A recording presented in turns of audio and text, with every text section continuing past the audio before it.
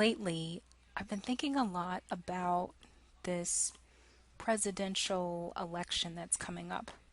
So we have a lot of candidates, a lot of people that we've seen before, but we also have a couple of people on the stage who are fairly new. That is to say, not necessarily that they're new in terms of like being present on the public stage, but rather new in terms of, being out there as a political entity. One that I would kind of like to hone in on today, and that is Marianne Williamson. At the state fair, the Des Moines Register, which is the local newspaper in Des Moines, Iowa, the Register had like this stand where the candidates can talk about their issue. And so of course Marianne Williamson was one of those who were part of this group. And during this stump speech, and the Des Moines Register is calling it a soapbox, so you can see this video here. During this soapbox, Marianne talks about her Department of Peace. Now, I find this idea to be incredibly interesting. So let's just take a listen to what Marianne says. That is what I believe. Thank you. And that is why I am running for president, because I believe that leadership should be that which is holding the deepest conversation about the things that matter. I'm not interested in a top-down leadership paradigm that's stuck somewhere in the 20th century. To me, what a leader does is to hold the space for the brilliance of others.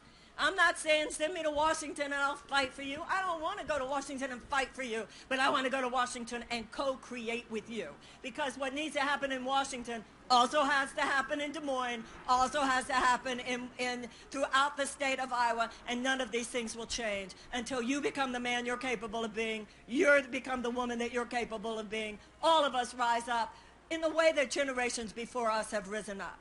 They didn't have a good chance of winning. What did the abolitionists have? There was no reason to think they could abolish slavery. What did the women suffragettes have? There was no reason to think that they could get women's suffrage. What did the civil rights workers have? There was no reason to think that they could fight off the forces of institutionalized white supremacy. They stood up, they showed up, they rose to the occasion, and ladies and gentlemen, so can we.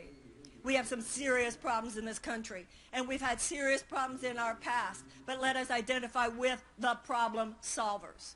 That is why when it comes to something like these mass shootings, I want more than serious gun legislation, which we must have. I want more than more mental health services, which we must have. I also want a United States Department of Peace, because I know that we must cultivate peace. You can't just fight violence. You have to cultivate peace. You can't just endlessly prepare for war. You have to cultivate peace. Darkness is the absence of light. We can't just fight hate. You have to cultivate love. And some of the changes have to happen inside us, and some of the changes have to happen on the level of policy. But none of that will happen on the fundamental level that things need to happen if we just have a better version of same old, same old. So there she is talking about the Department of Peace. I think it's interesting what she says and the way that she says it. That is, she juxtaposes her discussion of the Department of Peace next to a discussion about how generations from the past have taken an active stance against various ills. So when we think about the Department of Peace, what she's saying is that this is an entity that is not just like this passive agency or this passive department that's just going to, kind of be like this kumbaya kind of thing, No. What she's talking about is something that is like very active, kind of like this very aggressive positioning toward, not having war. Now, what she says is that, peace is not just the absence of war. So, what does that mean? It's not just that, okay, so like we're not shooting guns at each other, so therefore, we're at peace. I mean, to a certain degree, yes, but to the other degree, the question becomes, well, what is it that you are doing? What is it that you are actively doing?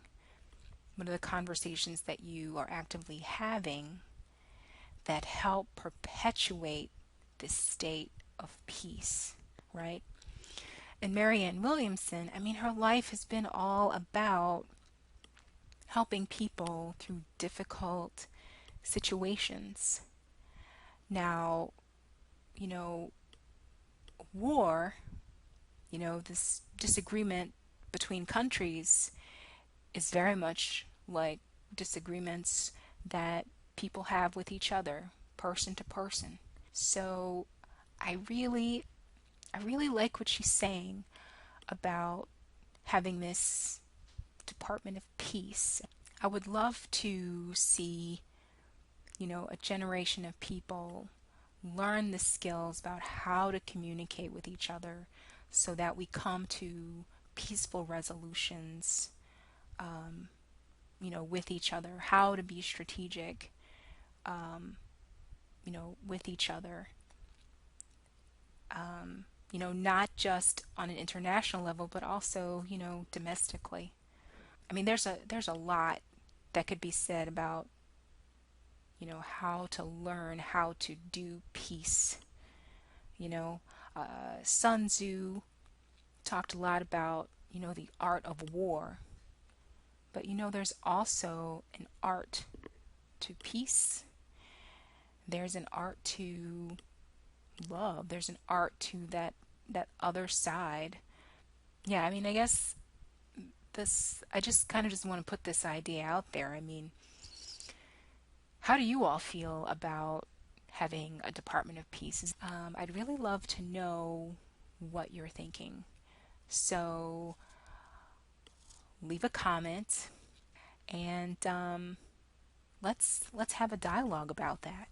Let's let's see what comes of that. All right, so that's it. Thanks.